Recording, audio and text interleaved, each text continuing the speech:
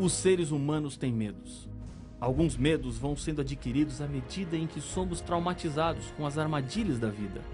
Mas talvez o maior medo seja o medo do imprevisto, o medo de algo que não controlamos, o medo do futuro.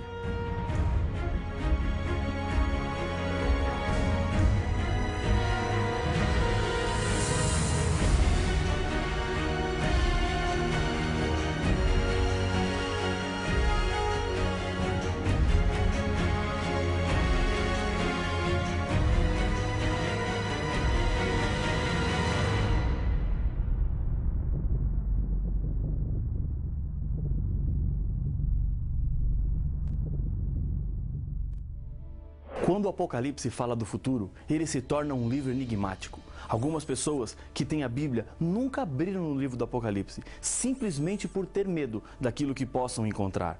O livro do Apocalipse não é um livro que fala de tragédias, mas acima de tudo, um livro que fala sobre esperança. Deus nos revela um futuro onde o mundo voltará a ser perfeito, como era quando Deus o fez. Muitas promessas são quebradas. Mas isso não vale quando falamos sobre as promessas que Deus faz. O que Ele promete fazer, Ele faz. Deus não volta atrás das suas palavras e por isso cada promessa que Deus faz, na verdade, é uma certeza. A Bíblia tem centenas de promessas. O livro do Apocalipse está repleto delas, para fortalecer a fé de cada um dos fiéis. Em meio ao drama do conflito entre o bem e o mal neste mundo, Deus revela o alívio de sua graça através destas promessas que estão espalhadas em todo o livro do Apocalipse. São promessas que expressam o amor, a compreensão e o poder restaurador de Deus. Há também promessas chamadas de negativas, porque revelam o lado de justiça de Deus. Boa parte das promessas estão relacionadas com a segunda vinda de Jesus, outras com fidelidade e muitas com salvação e vida eterna. E o mais interessante é que as promessas do Apocalipse passam a barreira do tempo e falam aos nossos dias para homens e mulheres do século 21. Não são versos escritos por um simples ser humano, mas pela inspiração dada por Deus. Por esse motivo, as palavras e as promessas de Jesus nunca passarão ou terão a data de validade vencida. Todas as promessas são para os vencedores. E no livro do Apocalipse, vencedores são todos aqueles que se salvarão. Existem promessas que são recompensas. Por exemplo, Apocalipse capítulo 22 e o verso 12. E eis que venho sem demora, e comigo está o galardão que tenho para retribuir a cada um, segundo as suas obras. Essa é uma promessa relacionada com a segunda vinda de Cristo. Nesse mesmo dia, o Senhor virá e destruirá todos os que destroem a terra, diz Apocalipse capítulo 11, verso 18, e dará vida eterna aos salvos. Promessa positiva para os salvos e negativa para os que se perderão. Qual é o tipo de recompensa que você está buscando receber de Deus? Faça uma análise de sua vida. Olhe para todos os lados. Existe algo que você precisa mudar? Uma coisa que não deve mais fazer? O seu problema é algum tipo de vício? Você tem feito escolhas perigosas que têm colocado o seu casamento e a sua família em perigo? Lembre-se que hoje é o momento em que Deus quer entrar em sua vida. Esse estudo chegou até as suas mãos porque Deus quer falar contigo. Ele está chamando a sua atenção para aquilo que está escrito na Bíblia. Deus quer te levar para uma terra perfeita e te dar uma vida perfeita. Nesse lugar, diz a Bíblia: quem tem ouvidos, ouça o que o Espírito diz às igrejas. Ao vencedor, dar-lhe-ei que se alimente da árvore da vida, que se encontra no paraíso de Deus. Apocalipse capítulo 2 e o verso 7. A árvore da vida é mencionada 6 vezes em toda a Bíblia. 3 vezes no primeiro livro da Bíblia, Gênesis, e 3 vezes no último livro da Bíblia, Apocalipse. Para que o homem não vivesse eternamente como pecador, após o primeiro pecado, Deus não permitiu que o homem comesse mais desta árvore, retirando-a da terra. Você já imaginou a maldição que seria sermos eternamente pecadores? Isso quer dizer que seríamos eternamente cegos, paralíticos, mudos, doentes. Com o envelhecimento do corpo, sem descanso, seríamos eternamente infelizes. Sofrer as dores terríveis de um câncer e não poder curar-se e nem morrer. ficar eternamente prostrado em uma cama, sem forças para levantar-se, sem possibilidade de acabar com esse sofrimento? A criança de um lar pobre não quer passar fome e miséria eterna. Satanás queria tudo isso e muito mais. Deus não. Mas de acordo com a promessa bíblica, com o ser humano restaurado, transformado por Jesus, é prometido aos vencedores, ou seja, todos os salvos, que eles poderão comer da árvore da vida. Apesar de Deus ser perfeito e não gostar do pecado, Ele mostra sua compreensão e ternura para com os seres humanos pecadores e fracos. Deus sabe das nossas limitações por causa das sequelas que o mal deixou em nós. No momento em que João começa a ter as visões do livro do Apocalipse, ele mesmo conta: quando o vi, caí a seus pés como morto. Porém, ele pôs sobre mim a mão direita, dizendo: não temas, eu sou o primeiro e o último. Apocalipse capítulo 1 e o verso 17. No capítulo 2, verso 24, falando à igreja de Tiatira, outra prova da compreensão de Deus. Digo, todavia, a vós outros, os demais de Tiatira, a tantos quantos não têm essa doutrina e que não conheceram, como eles dizem, as coisas profundas de Satanás, outra carga não jogarei sobre vós. E em Apocalipse capítulo 3, verso 10, porque guardaste a palavra da minha perseverança, também eu te guardarei da hora da provação, que há de vir sobre o mundo inteiro, para experimentar os que habitam sobre a terra. Vivemos em uma época cheia de temores e provas. Viver não é fácil. Cada dia temos uma nova luta. Tudo isso faz com que as promessas do Apocalipse se tornem cada vez mais atuais e poderosas. A Bíblia nos adverte quanto à influência e à atuação de Satanás em nossa vida, o comparando a um leão. Em 1 Pedro, capítulo 5, versos 8 e 9, encontramos que: sede sóbrios e vigilantes. O diabo, vosso adversário, anda em derredor, como o leão que ruge, procurando alguém para devorar. Resisti-lhe firmes na fé, certos de que o sofrimento iguais aos vossos estão se cumprindo em vossa irmandade, espalhadas pelo mundo. Na sua luta contra Deus, o diabo está preocupado em destruir tudo que pertence a ele, incluindo a natureza e as criaturas. O mesmo apóstolo João, que escreveu o Apocalipse, em sua primeira carta, no capítulo 3, verso 8, nos diz: aquele que pratica o pecado procede do diabo, porque o diabo vive pecando desde o princípio. Para isso se manifestou o Filho de Deus, para destruir as obras do diabo. O mesmo capítulo 3 de 1 João explica o que é o pecado. Todo aquele que pratica o pecado também transgride a lei, porque o pecado é a transgressão da lei. O pecado existe porque a lei existe. Se a lei for abolida, como dizem algumas pessoas, isso significa que o pecado não existe mais. E ter certeza que o pecado continua existindo é fácil. Basta olhar para o mundo ao seu redor e você comprovará que existem princípios que, se forem quebrados, trarão dor e sofrimento para os seres humanos. Jesus não veio à Terra para mudar a lei.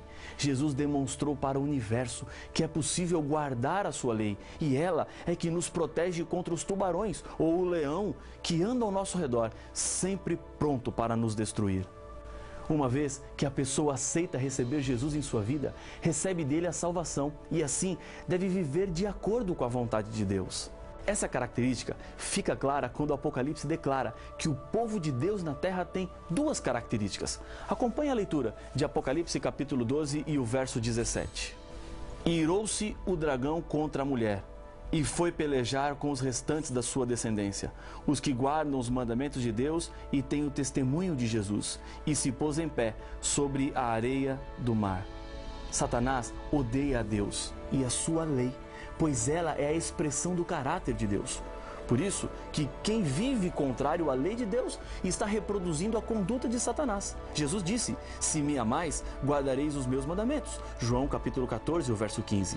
Ao guardar os mandamentos, demonstramos a nossa identificação com Cristo. Isso explica por que o diabo ataca os que são fiéis a Jesus. E é na hora da provação que a promessa de Jesus se torna mais doce. Em Apocalipse capítulo 2, verso 10, Jesus nos promete: ser fiel até a morte, e dar-te-ei a coroa da vida.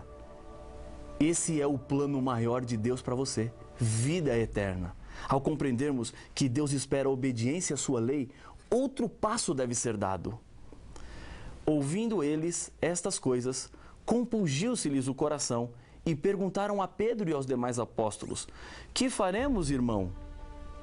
Respondeu-lhes Pedro: Arrependei-vos, e cada um de vós seja batizado em nome de Jesus Cristo para a remissão dos vossos pecados, e recebereis o dom do Espírito Santo. Atos capítulo 2, versos 37 e 38. Arrependimento representa uma mudança de vida, e o batismo significa isso. Perceba que até as promessas de castigo do Apocalipse, que alguns podem considerar negativas, revelam o amor de Deus que quer conduzir cada ser humano ao arrependimento. As repreensões e castigos prometidos por Deus têm como objetivo corrigir e curar, porque Ele nos ama e sabe que sem arrependimento não pode haver perdão. A salvação chega aos seres humanos de graça. Um homem que chegou atrasado a um encontro com um evangelista e lhe perguntou à porta: O que eu tenho que fazer para ser salvo? O velho evangelista lhe disse: Você chegou atrasado. Eu sei, disse o homem aflito. Eu preciso saber. Eu já lhe disse, você chegou atrasado, mas não foram alguns minutos, e sim 2000 anos, porque o que tinha que ser feito para a sua salvação já foi feito na cruz. No final do livro do Apocalipse, encontramos um convite. O Espírito e a noiva dizem: Vem. Aquele que ouve, diga: Vem. E aquele que tem sede, venha. E quem quiser, receba de graça a água da vida. Apocalipse capítulo 22, verso 17. A justiça de Jesus, que é colocada sobre cada ser humano que não é justo, é representada no Apocalipse por roupas e vestimentas. Os que acompanham Jesus estão vestidos de roupas brancas que foram lavadas no sangue de Jesus. Aqui, a figura de linguagem demonstra que apenas através do sangue de Jesus, os salvos têm o direito de usarem uma roupa que representa pureza. Arrependimento e fé devem ser acompanhados de mudança. Em Atos, capítulo 3, verso 19, encontramos: Arrependei-vos, pois, e convertei-vos, para serem cancelados os vossos pecados.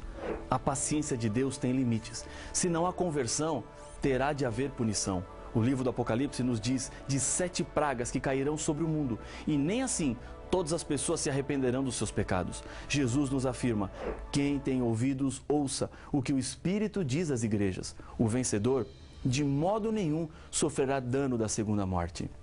Apocalipse capítulo 2, verso 11.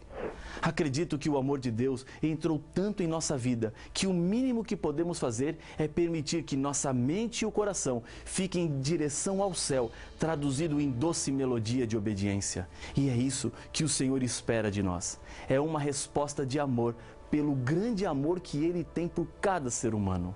Um dia, Jesus se encontrou com um jovem cheio de riquezas. Ele queria ser salvo e Jesus lhe disse: Se queres, porém, entrar na vida, guarda os mandamentos. Mateus capítulo 19, o verso 17. A consequência da salvação é a obediência, e a motivação da obediência é a salvação. O Apocalipse revela que o código moral no qual os que foram salvos pela graça devem obedecer é a lei dos 10 mandamentos. Os apelos bíblicos e as promessas estão mostrando a você que Deus lhe chama para ser um filho obediente e andar nos caminhos da Bíblia e dos 10 mandamentos. Por que você não decide agora qual caminho vai seguir? Faça nesse momento um acerto com Deus. Decida viver feliz e em paz com Deus. Isso fará toda a diferença em sua vida. Se essa é a sua decisão, se esse é o seu desejo, ore comigo. Senhor, nós te louvamos pelo privilégio que estamos tendo de estudar a Tua Palavra. Obrigado pelas promessas que o Senhor nos faz, promessas de vida, promessas de salvação. Aceita a nossa decisão, toma conta do nosso coração e nos transforma para o dia do grande encontro, quando o Senhor voltar a este mundo, em nome de Jesus. Amém. Dentre as muitas figuras do Apocalipse, os 7 selos é uma das profecias que mais alimentam a imaginação das pessoas com relação ao fim do mundo. Morte, sangue, espada, fome, pestes. Estas são expressões usadas no contexto dos 7 selos. Mas afinal, o que representam os 7 selos do Apocalipse? Estes selos só trarão desgraça para o nosso mundo? E quando isso acontecerá? Não perca o próximo episódio de Apocalipse, o fim revelado.